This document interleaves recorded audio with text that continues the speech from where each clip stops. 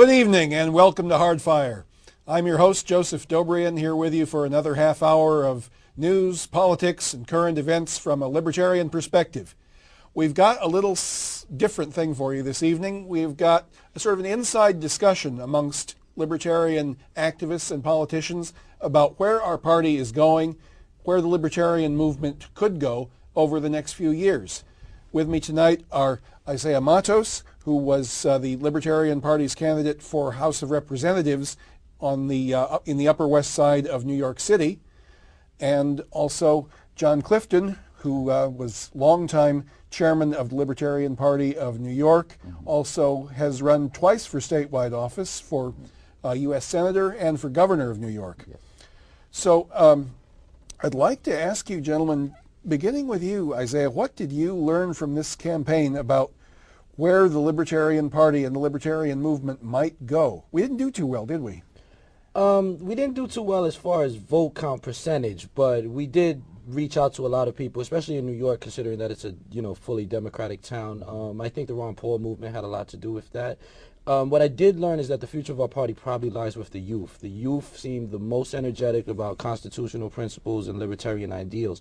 So I think what we have to aim for is engaging the youth that were disaffected by both parties, because they were, and actually bringing them into the party and making them more active and actually running younger candidates as opposed to status quo.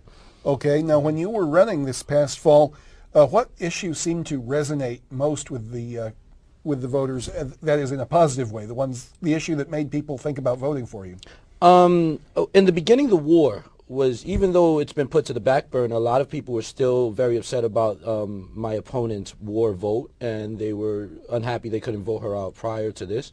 But most recently was the bailout and our perspective on economics with free markets and, gold standard and free banking. Those things really appealed to people once the bailout hit. So it was like an October surprise that helped us out a lot. Okay, and then while you were campaigning, was there a certain issue that seemed to turn voters off of you, that made them say, hey, I'm not voting for you, no way? Whenever I was at a town hall, and the problem with the youth is that they don't show up to these events, and older voters happen to show up to these events a lot more. The problem was, since I'm not a big advocate of Social Security and I'd like to reform it by actually closing the system, the older voters were so off-put by that. It was, ridiculous, like I was taking candy from babies right in front of them. I can just imagine. Now, John, you've run for statewide office twice, both for U.S. Senator and for Governor. And when you were running, did you find that there was a particular issue that resonated with the voters that made them want to vote for you? And then was there an issue that definitely turned them off of you? I would say that there's, in general for libertarian candidacies, you can get people committed in general to the idea of liberty, and in general to the idea of trying to bring government back to a bit more responsive stance vis-a-vis the average person. Depending on what state you're in this case we're in New York State, when you start to focus in on certain issues, that's when turnoffs begin, because a lot of people have an idea of liberty that in which they automatically excuse away their own particular part of the social safety net pie, or in the case of many Republican districts, the national security pie.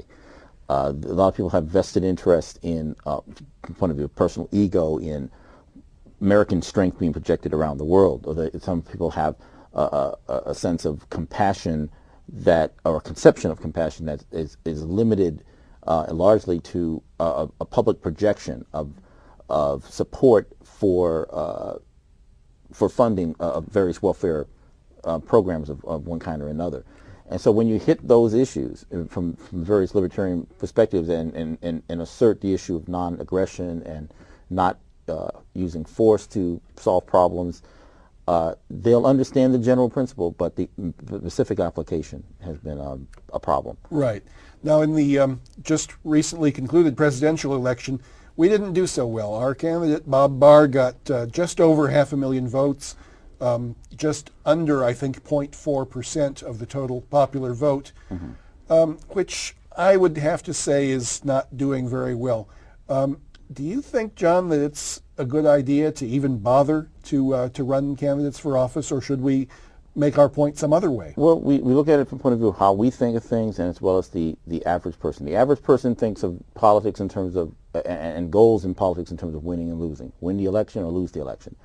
We have a different array of goals, to educate the public about liberty issues, to get ballot status in certain elections, to position ourselves in the political market, so to speak. The practical issue from the point of view of supporters of liberty is that they want to have some voice on the ballot if they're going to go to the ballot. If we're not anarchists and not committed to not voting because we don't want to legitimize a statist system, but we actually do want to go to the polls and vote, we would like to see a choice there that represents our views. So if we have a successful candidacy that got on the ballot and is representing libertarian positions somewhat or completely, that's considered a victory.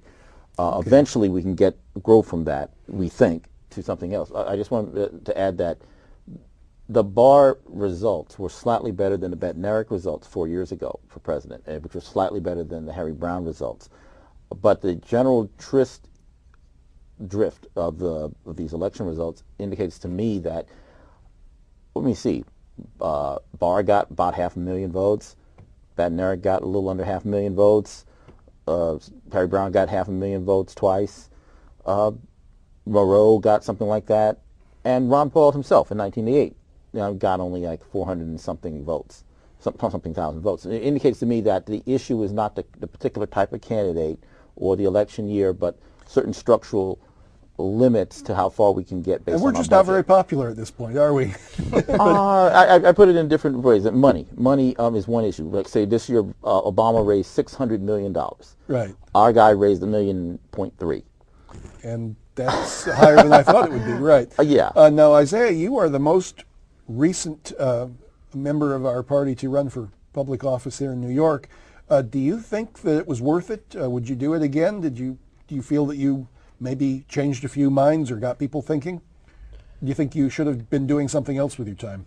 No, I was pleased with the results. I mean, I basically came out of nowhere and I garnered over 3,000 votes.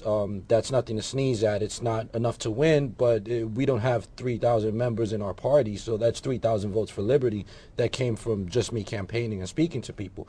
That's something you have to be proud of, as well as our ballot access, because through ballot access, I was invited to a lot of, different town hall meetings and different forums because people recognized I was on the ballot and we were allowed to enter into these things. So being on the ballot is very important to us getting more mainstream and, being recognized by the mainstream people who don't normally pay attention to the libertarian candidates. So, okay. Now, as far as I can tell, it looks like if you're running for city office or federal office or statewide office, there are going to be different issues that you're going to have to focus on. For example, a libertarian running for mayor would have to focus on matters other than the libertarian candidate for governor and libertarian candidate for president. John, what strike you as some of the most important federal issues? Right now, some of the most important ones have to do with the way the federal government is impacting the economy in basically turning over functions that it should be in control of to private interests that represent, let's say, supporters of a new form of corporate welfare, where, for example, the recent economic bailout of failing banks, in the fine print of the bill that was passed, it turned over an enormous amount of power to the Treasury Secretary and through him the Federal Reserve to just do what they will with federal dollars and then bill the public for it in future taxes, which is like a double insult. I think that's one gigantic issue there. Challenging the Fed structure and the new powers it's taking on or proxy powers it has. Other issues involve the ongoing mess of foreign policy and interventionism around the world, which is draining our money in a different direction. Okay. Now, Isaiah, when you ran for House of Representatives this past fall, you campaigned mainly on economic issues, correct? Yes. If you had it to do over again, would you focus on different issues? I think it depends on the times. When I started out, it was very anti-war, very anti-interventionist policies until the economy, those of us who study Austrian economics seen that this was coming, and we knew it was in a rush by the time 2008 came, that it was going to be an avalanche of economic mess that was coming. So circumstances kind of forced me to run into that area. If I was, recruited to run for a city council seat or something, that wouldn't be the primary factor or what I would run on it. It'd be something like education, things like that, cleaning up the Board of Ed in New York City, the MTA problems that we have. So it would be a different kind of budgetary finance deal. But circumstances kind of forced me into the corner of running on an economic platform. Plus, it had significant popularity. Right, I dare say. Now, you brought up education. If you were running for municipal office, that would be a hot-button issue. Could you tell our viewers a little bit about what the basic libertarian approach to education is, assuming that public education is here to stay, compulsory public schools are here to stay. Mm-hmm. Within that framework, what would the libertarian approach be? It's really simple. It's just opening up competition for the public school system. More private schools, more charter schools, homeschooling, without so much federal regulation and restrictions. And what I would personally try to work on is this one-size-fits-all model where, everybody's trained to do the same thing, but, everybody's equal in the eyes of the law. Everybody's not equal in mental capacity. So some people are more suited to be electricians, others are more suited to be stockbrokers. A school system should be catering to the person's strengths in order to teach them, and you can't do that with a one-size-fits-all status model. Okay. Now, John, when you were running for governor, mm-hmm. Was education a big issue with you, or did you focus on some other issue? I tended to focus on a basket of issues. I actually went on like 12 different themes that related to a general theme of bringing back liberty to New York. And I made 12 different applications of it, some of which were normal libertarian issues or new twists on them, and others which were a little bit new territory, like approaching veterans, for example. Addressing the 9/11 issue, since it does impact New York and New York City.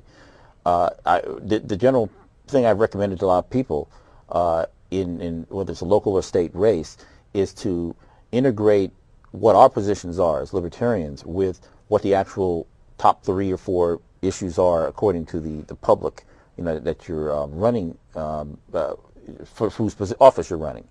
If the issue was education, you would talk about education, but you present a libertarian take on it. Like in my version of it was more choices for educating youth.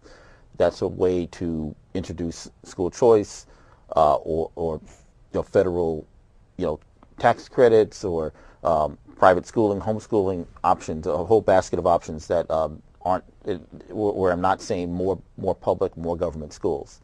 Okay. But you can address the issue that the public is actually looking to hear a politician say something about, and then use that to talk about liberty. The one thing I've told people to avoid doing was picking your 3 issues and then talking to people about blah blah blah blah blah blah blah. And meanwhile, you've lost them because you're not talking to their issues. Of course. Mm-hmm. And then on the federal level, this year we nominated Bob Barr as our candidate mm-hmm. for president. His main opponent at the nominating convention was a lady named Mary Ruart. Now, those who objected to Bob Barr said mainly that he's not really a libertarian. He's a recent convert. We have very grave doubts about his positions on some of the issues, and we're basically just nominating him because he's a celebrity, he's a name, and people are going to recognize his name and possibly vote for him. Those, on the other hand, who did not like Mary Ruart said, well, for one thing, she's not known, and for another thing, she is so radical that she sometimes even embarrasses us. So my question to both of you, we'll start with you, Isaiah, is whom do we nominate? Do we choose somebody who is a big name, who might not be ideologically sound, but who at least commands high name recognition and won't scare the voters? Or do we nominate somebody who is a true radical who will explain the libertarian position but might alienate quite a few voters? Well, it's easy to say that in hindsight now, but personally I think I would go with the the radical libertarian. I consider myself more in the radical libertarian wing of the Libertarian Party. There were many positions Barr took, which at every town hall it followed me, and I would get questioned about them, and so these things would come up, and I was left to defend Barr's position from a libertarian perspective, which I was kind of difficult and for myself, because some of these issues I didn't agree with him personally, and the fact that he did have a past that was not very libertarian, and that also followed him around as well, where Mary Ruwart was the true libertarian, by all standards. And based on Barr's performance, I don't see how he would have done much better than she would have done either way with the money and everything that we put into Barr's campaign. She could have got the 500,000 votes nationwide as well. So it's not that cost effective to just hire someone who is going to follow our local candidates around in a negative way, that they're forced to defend his bad positions and compromise the principles of the party. Is that pretty much the way you see it, John? Or do you have a different take on it? I more or less have come to the same position. I originally was a Ruwart supporter at the convention, though I was aware of the benefits and minuses of each side, as you laid out. I think, given this whole general pattern over the last 20 years of whether we run a high-profile person who's got an actual serious political background from the point of view of the normal person, an elected congressman, or we run a purist kind of person, Harry Brown or Moreau or Badnarik, we get the same results. Perhaps we should, at this point, resolve to be the party of principle and vote in people who are known commodities in terms of where they are, versus someone who went through a recent Damascus Road experience, like Bob Barr, became a libertarian. We hoped, but are still in kind of like a work in progress. I know we had the same situation about 10 years ago for the mayor, where we were taking a wealthy liberal activist, and we were trying to figure out where we should nominate him for mayor. But we held a city convention for him, and we asked him 2 questions that he blew. And we voted him down. Right. But there would have been practical benefits to having him as a nominee, for mayor, but there you go. That does happen at more of our conventions than I care to think about. That we will often have somebody addressing us who wants to run on our ticket, and we'll ask them a few very elementary questions about libertarianism, and we find out that they are not libertarians at all. They are not just ideologically impure; they're actually inimical to our cause. But understand, so the opposite can happen, where, like, that same individual a few years later, he was more libertarian. He was working. It was a work in progress, but it was arguably the wrong thing to do to make that person the standard bearer for the party. Okay, yeah, it's like that story they tell about Wendell Willkie, the former Democrat who ran on the Republican ticket for president, and he was trying to convert one of his Republicans to support him for president, and this fellow said, "Now look, Wendell, if the town whore was to truly repent and join my church, I would personally greet her at the front door, and I would lead her up to the front pew, but I would not ask her to lead the choir the first night." Now, it seems to me, and I've talked with several libertarian candidates about this, that we seem to perform at the polls pretty well at about the same level, whether we campaign really hard or we're just paper candidates. There's not a huge difference. That being possibly the case, I'm wondering, do either of you have any ideas for other ways that we can get our message across that might be even more effective than running candidates? John, do you have any thoughts on that? Well, my thought actually is along the lines of running candidates some more. However, doing it in a different way. We have made some gains in terms of insight based on the experience of the last 2 years, where we saw the amazing growth and organization of a grassroots movement in the form of the Ron Paul revolution. We've seen how people can, just the way we always say, figure out things on their own in the wake of a campaign that, in my opinion and in many other people's opinion, wasn't itself very organized and prescient on many things. So it took the Paul grassroots to actually come up with things like the money bomb and being able to find innovative ways to get his name out. one of the things that was done right by the campaign that did break new ground was that here you had a libertarian constitutional candidate running in a major party nomination race. And therefore, he wasn't blocked out by the media. He was able to go up against Giuliani and the other major candidates toe-to-toe, and got the exposure he would have never gotten otherwise. That allowed him to galvanize a grassroots following that was electric and excited about him, and could do things at the end of last year, like do the money bombs that they did.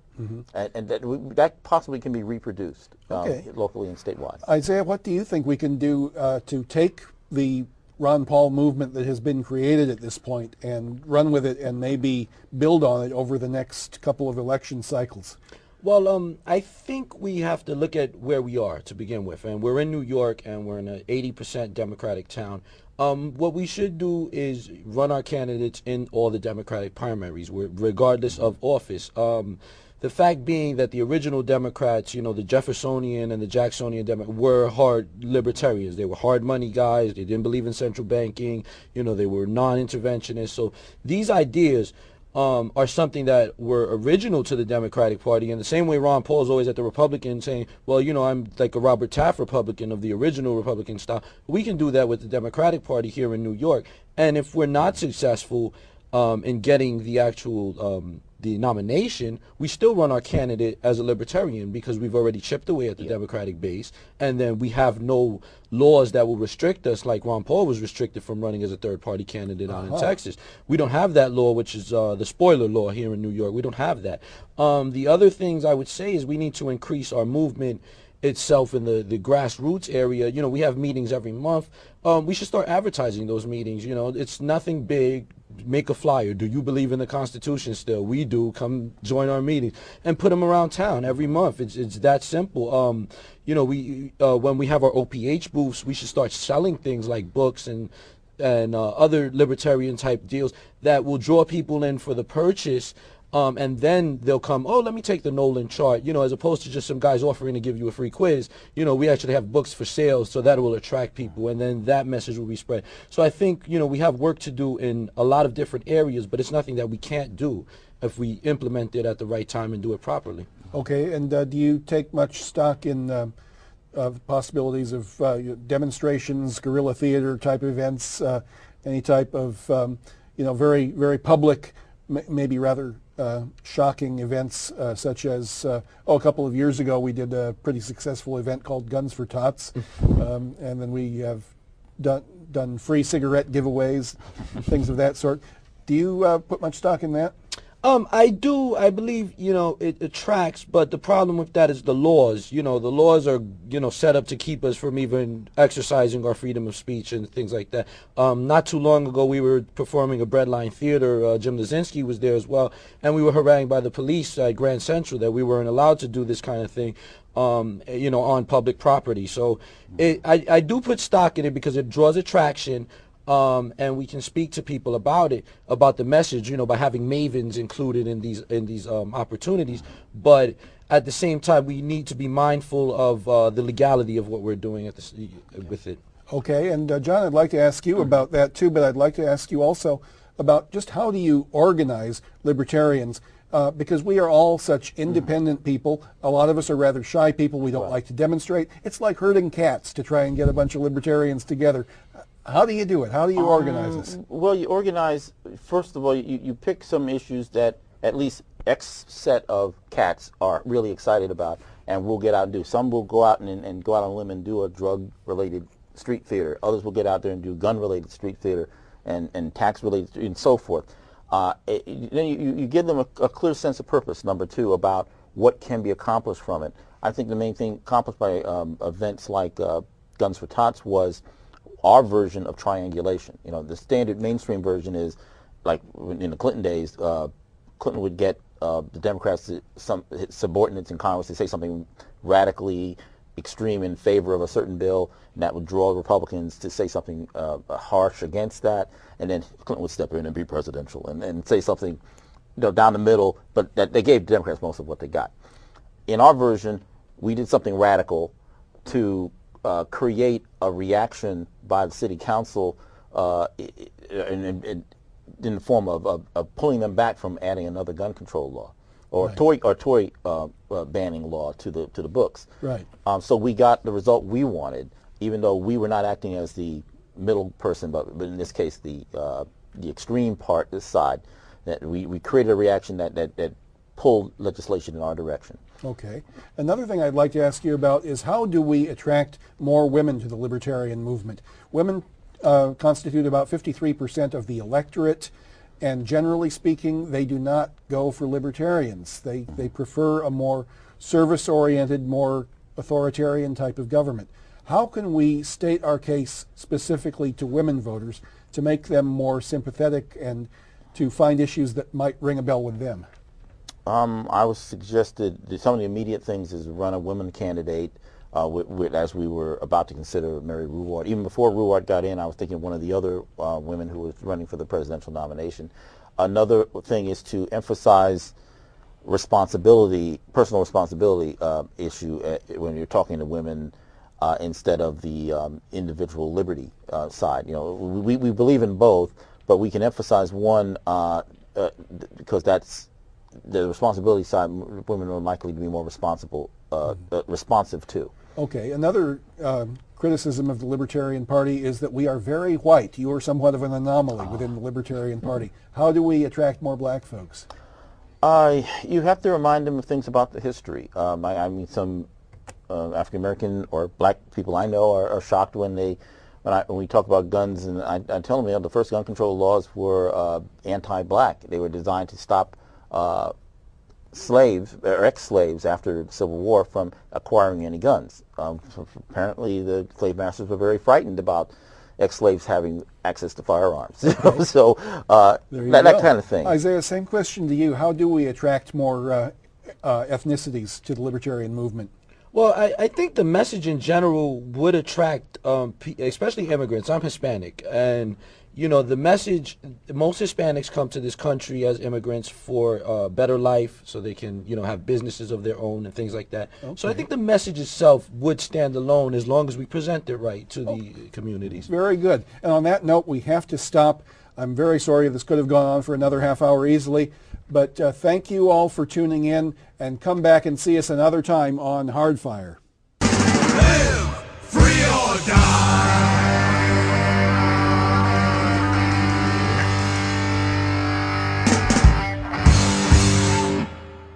Hardfire is funded in part by the Libertarian Party of New York. www.ny.lp.org. Catering for the cast and crew of Hardfire is generously provided by Da Vincenzo Restaurant, 256 Prospect Park West, Brooklyn, New York, 11215. 718-369-3590. www.davincenzorestaurant.com.